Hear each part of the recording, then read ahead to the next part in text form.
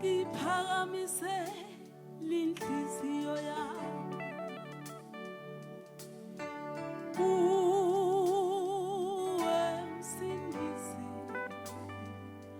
ngoba nguwe ithemba lami ekuhambeni kwami.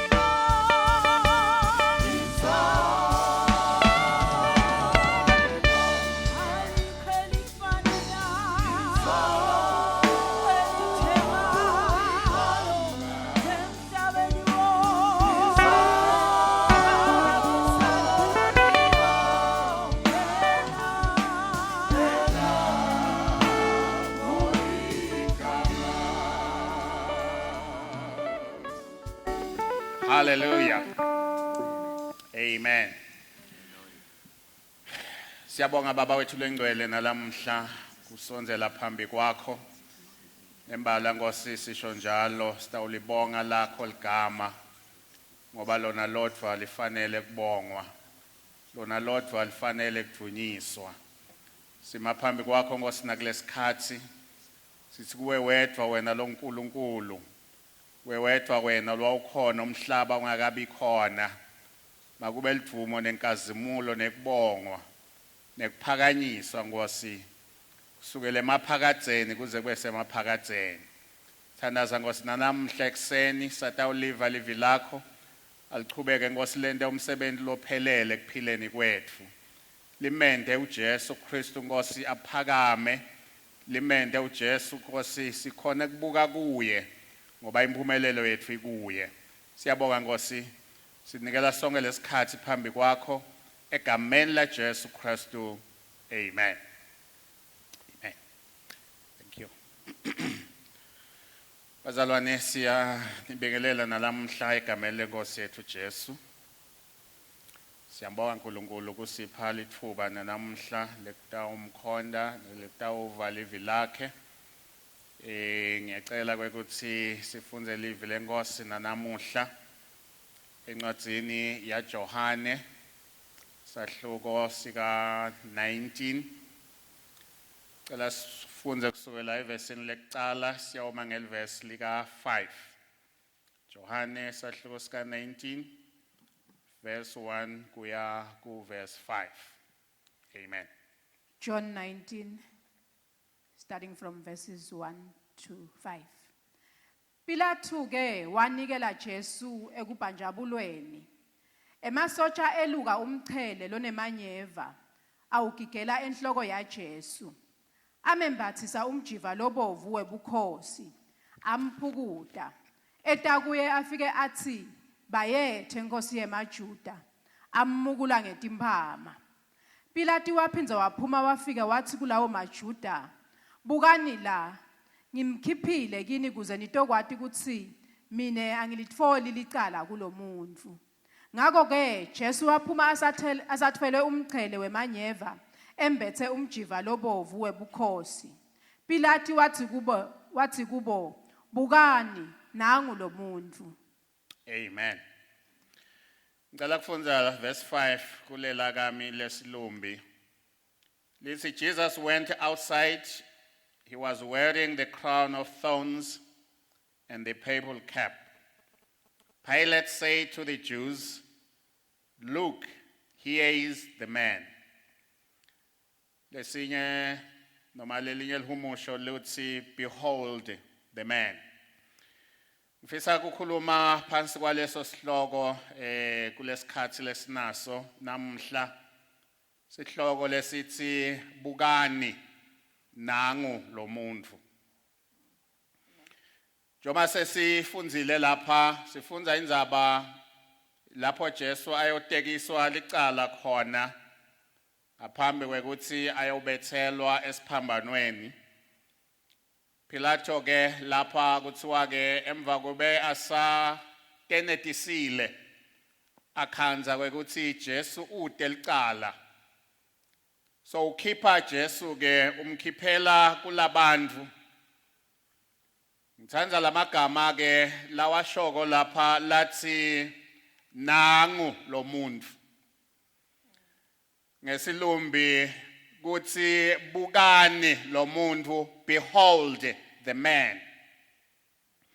Njoba sengishito kulele ngiliphethe lithi look, here is the man. Look, here is the man. Kwakukunengi lokwakwenteka lapha njoba sisho kulungiselela kubethelwa kaJesu. Kwakunebantu labanengi labe bakhona. Labanye labebete kutawubukela ukuthi Jesu uthethiswa licala lifikaphi. Mhlambe labanye bete ngetinhloso letahlukahlukene. Bete banetigaba letahlukahlukene. Kwakubantu nje labanengi labe bakhona kulomcimbi lo.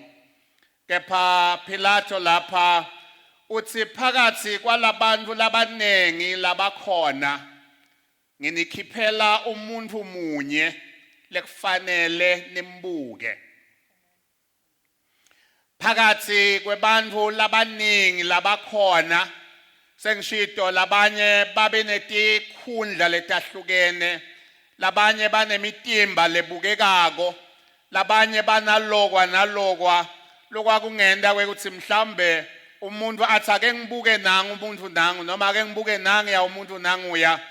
Kepha Pilato uthi phakathi kwebantu labanengi munye umuntu wekubukwa. Phakathi kwebantu labanengi munye umuntu lekufuna ugucule emehlo akho ubuke kuye, ugucule emehlo akho umbuke yena. Enike Pilato uyabakhombisa because Jesu lithi lapha wamkhiphela ngaphandle, wathi masamkhiphela ngaphandle wase uthi ke bukani nangu lo muntu. Ngithi namhla bathandekayo dinengitindvo letikhona kulomhlaba lesiphila kuwo, dinengitindvo letidvonsa emehlo ebantfu, dinengitindvo letenda kutsi sengatsi bantfu ngababuka tona. Labaningi kunentfo letinengi labatibukako, labatilandzelako, labathi nayi intfo lengitayibuka, nayi intfo lengitawuhlala kuyo, nayi intfo lengingafuni ngitse emehlo amasuke kuyo. Kepha ngithi namuhla live laNkulunkulu lithi bhekani nangu lo muntu, bhekani nangu lo muntu. Ukhona umuntu lodzinga kubonwa, ukhona umuntu lodzinga ukuthi abonakale. Umhlaba lesiphila kuwo namuhla unetintfo letinengi njengoba sengishito, unetintfo letisanganisa abantu, unetintfo letenda abantu bangathi kepha sitawushiyane sibambe ini senteni lapha, ngibani longaselekelela, ngibani longasilethela likhambi, ngibani longasiniketa umuntu longachamuka sithi nangu umuntu loletha likhambi emhlabeni namuhla. Ngifuna kusho namuhla ukhona lo muntu ligama lakhe njesu.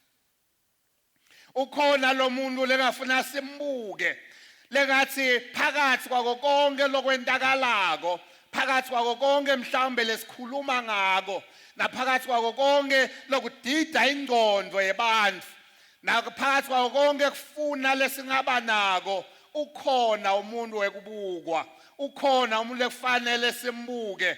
Pilato ke uthi lapha nangu lo muntu.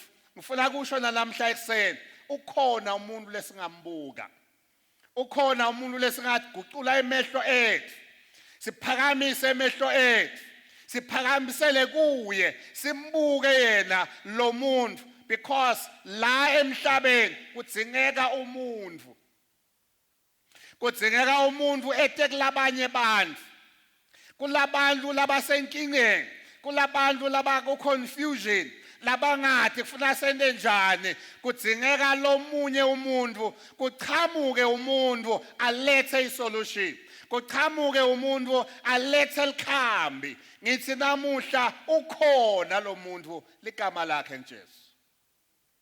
Lo Jesu kufanele kwekuthi simbuke, lo Jesu kufanele kwekuthi sithathe emehlo ethu siwabhekise kuye, sithathe ingqondo yethu, sithathe kucabanga kwethu siwabhekise kuJesu, ngoba kuye lo Jesu ngilo muntu lesimfunako, ngilo muntu lofunakalako, ngilo muntu lodzingakalako kulesikhathi lesi.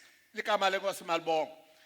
Cela siye encwadzini yaGenesis bathandekayo, sibuke kwekuthi lelinye livesi lapha incwadi yaGenesis sahluko sika 41 sifunze khona livesi lika 38. Indzaba lena ya Faro. iBhayibheli lisitshela ukuthi Faro waphupha, waba nemaphupho labanawo. Wacala waphupha tinkomo letisikhombisa letikhuluphele, wathi asabona leto tinkomo letisikhombisa letikhuluphele kwasechamuka letinye letisikhombisa letonzile, tefike tadla letikhuluphele tasala leti tonzile noma tidle letikhuluphele. And yangithinza ke lelizaba bathandekayo yekwekuthi leti ngomo noma tadla letinye letikhuluphele kepha tona tasala tonzile. Because umuntu akuyingeke ukuthi utholani lokutawugucula impilo yakhe. But ke lapha siyakhumbula ke ukuthi ke lelinye liphupho labanjalo wabona tikhwebu temabele letikahle letinonile nato letisikhombisa kwase qhamuka letinye futhi letingakanoni nato tafike tagwinya letinye kwaba liphupho lelemhluphako Faro. Bible ke lisitshela ukuthi wavuka ekseni wabita bonke abantu labahlakaniphile ukuthi abatamchazela leliphupho. Kepha kwabade lomchazelako liphupho kwaze kwabita ukuthi kulandwe Joseph labe asejele weta Joseph wamchazela leliphupho kwekuthi letingomo latibonile noma leliphupho lalibonile lishoni lalisho ukuthi kutaba nenala for 7 years emva kwalenala bose kuba nendlala for 7 years ngakho akufunakala kwekuthi lokudla lokutabe kukhona ngalesikhathi senala kugcineka kanjani. Josepha ke wefike ke wamchazela Faro leliphupho lakhe. Faro ke soshona ngemagama ke lesitawafunza la kulesahluko sika 41 kulo verse lika 38. Awusifunzele ke Mete. Genesis 41 verses 38. Faro wakhuluma kule tindvuna takhe wathi kodwa singamtholaphi umuntu lofana lona moya waNkulunkulu. Amen. Faro khuluma netindvuna takhe uthi kepha singamtholaphi umuntu lonjenga lona moya waNkulunkulu. Lakami likhuluma ngeke ukuthi verse 38 uthi so Pharaoh asked his servants, can we find such a man like this, a man who has God's spirit in him? Umuntu lona moya waNkulunkulu singamthola yini umuntu lonje? Faro lapha ekusanganeni kwakhe ekubeni angathi ukuthi kepha utawena njani uthi kule nkinga lenginayo ngidzinga umuntu. Bathandekayo ngithi inkinga lesinato tidzinga umuntu. Enedzinga umuntu lotawuqhamuka alethe isolution. Umuntu lotawuqhamuka alethe likhambi lalokusangana. Faro lapha noma sisho abesangasakhona nekulala. Abesangasabungehli ibuthongo acabanga ukuthi kepha leliphupho leli lisho kuthini. Leli ngubonako yini lokuyishoko empilweni yami ezama ehla enyuka. This is the situation elive lesikulo namhla. Umhlaba uconfused. Umhlaba uyafuna. Umhlaba usangene. Usanganiswe into letinenge letentekalako emhlabeni. Usanganiswe tifo letikhona emhlabeni. Usanganiswe budlwangudlwangu lobukhona emhlabeni. Ufuna ke ukuthi kepha likhambi singalithola. But ngithi namuhla likhambi likumuntu. Lekhambi tawutholakala kumuntu. Faro lapha ke uthi singamthola yini umuntu lonjalo lona moya waNkulunkulu. And ke watholakala Joseph. Watholakala Josepha wentiwa waba prime minister. Kwathi ngesikhathi senala kwagcotshwa konke kudla. Kwathi ngesikhathi sendlala kwaba khona kudla because kwakunemuntu labetholakele. Ngithi noma umhlaba uphethwe indlala yalo lonke ihlobo likhona ukhona umuntu longa provider inala. Ukhona umuntu longa provider kudla. Ukhona umuntu longathi endlaleni lekhona emhlabeni. Sengishito lo mhlaba lesikuwo usanganiswe into letinenge. Baholi bemhlaba basanzwe into letinenge. Bantu bethu lesibaholako sitawbentelane sitawasita ngani bosasayensi bayafuna kwekuthi kepha likhambilile singaba nalo lekwelapha tifo letikhona emhlabeni. But ngithi nangu lo muntu kule confusion nangu lo muntu ligama lakhe uJesu ligama lenkosi malibonga. Ngicela sifunze incwadi yaJohane sale sibuka lo muntu lo ngiJesu lesikhuluma ngaye Johane 1 verse 29 Sive Johane ukuthi uthini yena lapha ngendzaba yalomuntu Johane 1 verse lika 29 Johane 1 verse laka 29 Ngakusasa Johane wabona Jesu etakuye wathi nali liwudla uNkulunkulu lelisusa sono selive Amen Johane ubona Jesu yeta uma eta Jesu Johane soyamkhomba Jesu uthi nali liwudla laNkulunkulu lelisusa tono delive cela sihlanganise lama verse lawa na Luka sahluko sika 4 le verse lika 18 sive yena Jesu asathi khulumela la kwekuthi vele ufika nje utawendane emhlabeni Luka 4 verse 18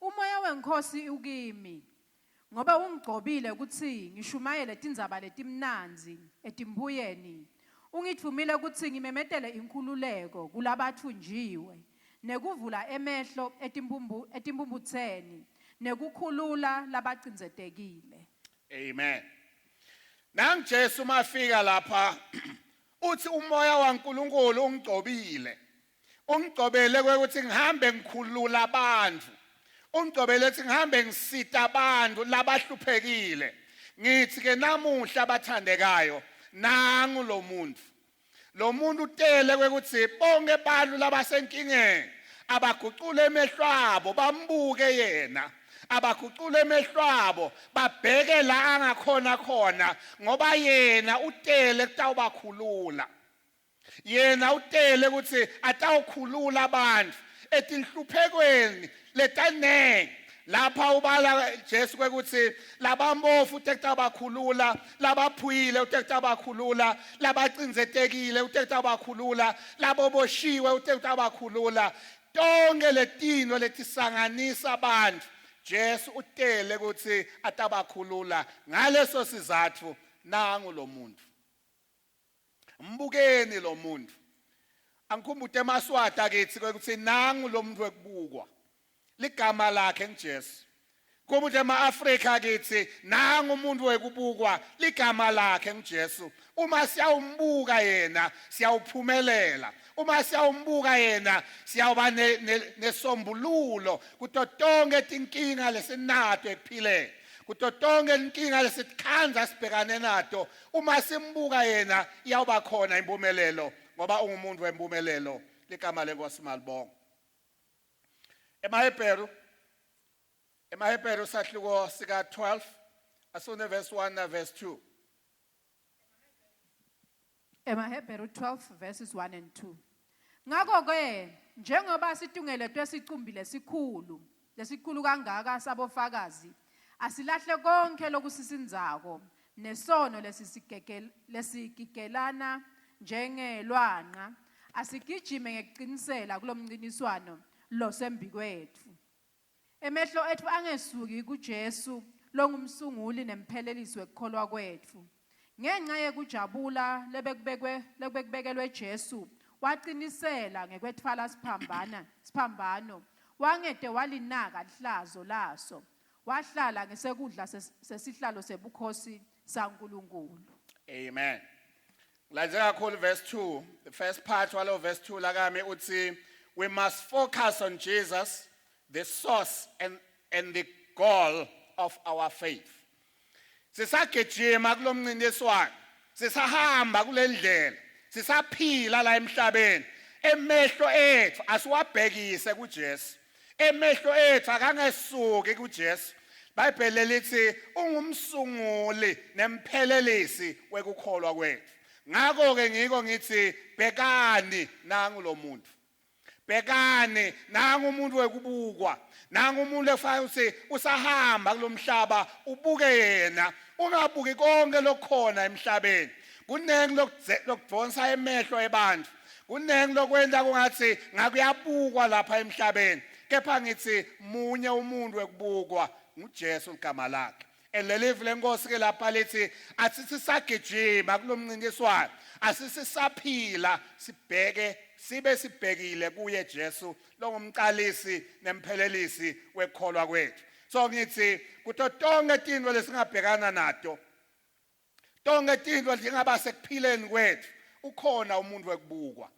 Ukhona umuntu ekufuna simnake, ukhona umuntu ekufuna sithathe ingqondo yethu yonke, nako konke kwethu sibheke yena, nangu lo muntu nguJesu igama lakhe, ligama lenkosi Malibongwe.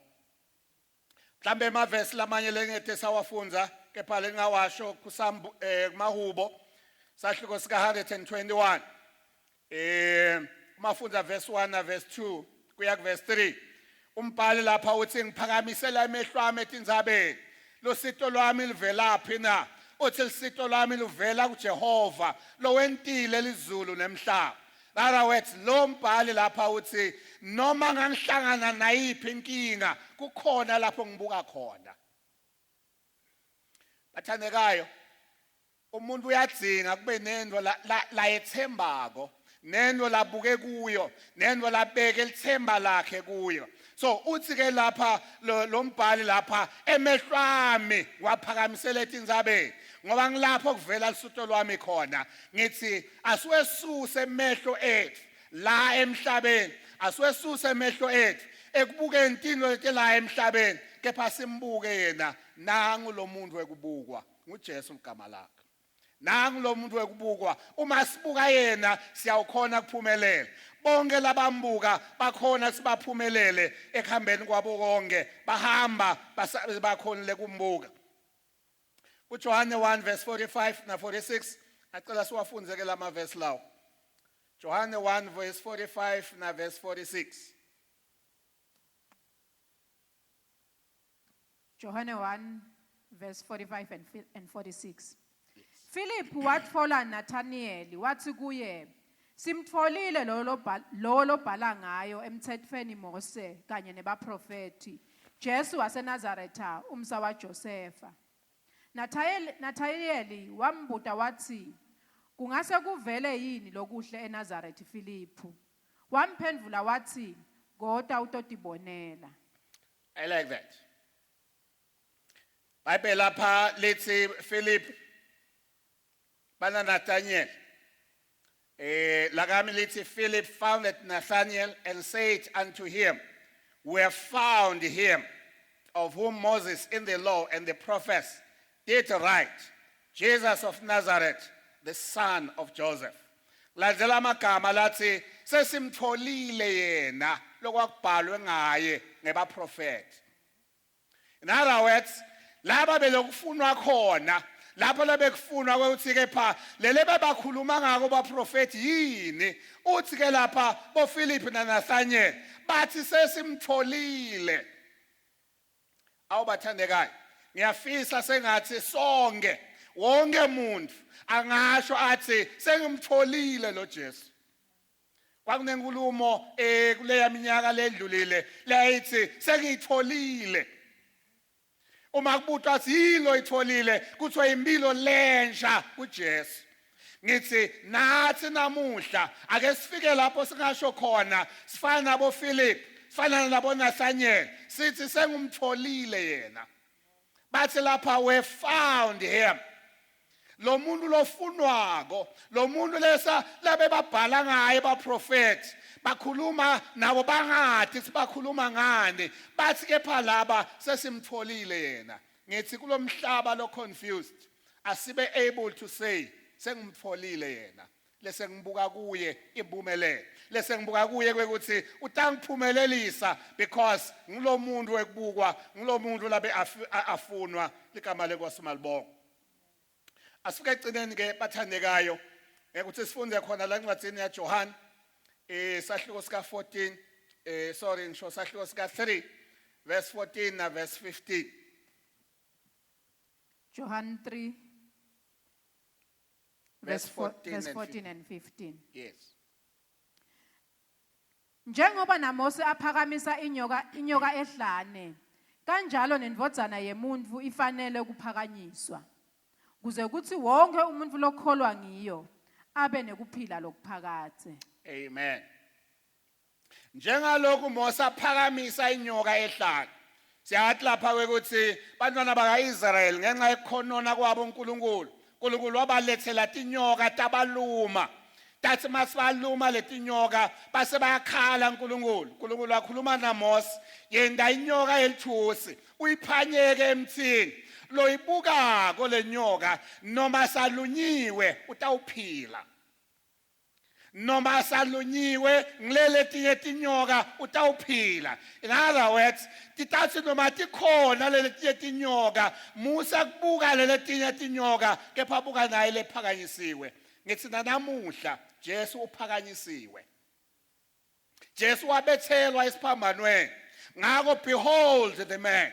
Mbuke nang lo muntu wekubukwa lo muntu. Uthi Jesu njengalokhu Mose aphakamisa inyoka ehlanu kanjalo indvodzana yemuntu imele kuphakanyiswa kuze ibadonse bonke bantfu ibadonsele kuye.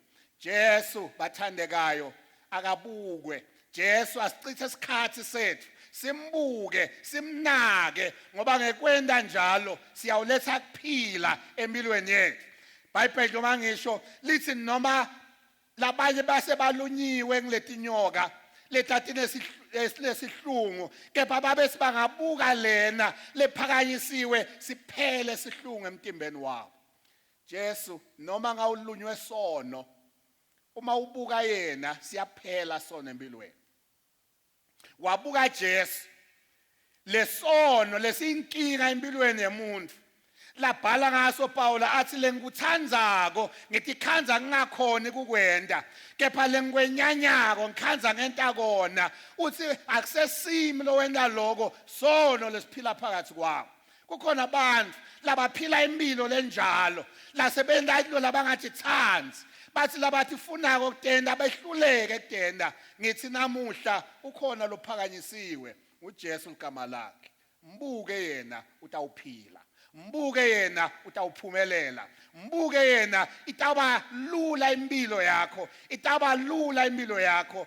Lo muntu lomfunako. Mhlambe sobezamile laba nalaba wezama abaprofeti wezama netinyanga wezama nabo lo nalaba nalaba lo zama kufuna umuntu lo nelikhambi.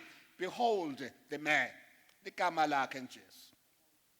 Nang lo muntu lomfunako sewehle wenyuka walahlekelwa ngilokunengi lonako because ufunana nemuntu lotakulethela likhambe emilweni. Ngithi namuhla nangu lo muntu uJesu igama lakhe. Fune yena. IBhayibheli lithi asimfune asenekufunyanwa.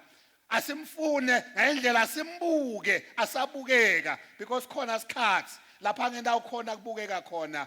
Mbukeni nangu lo muntu.